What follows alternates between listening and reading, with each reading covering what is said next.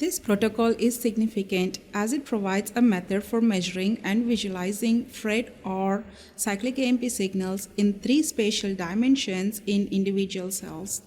Cyclic AMP distributions may occur axially in addition to laterally, and it is important to acquire FRET cyclic AMP image data in 3 dimensions to sample these distributions.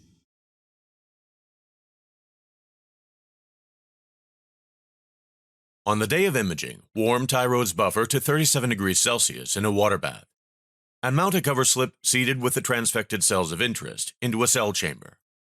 Secure the top of the chamber with a mounting gasket to prevent leaking, and use a delicate task wiper to remove any excess medium or adherent cells from the bottom of the cover slip.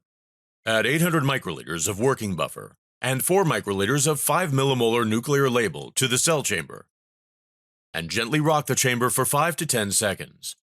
Then cover the cell chamber with aluminum foil for a 10-minute incubation at room temperature.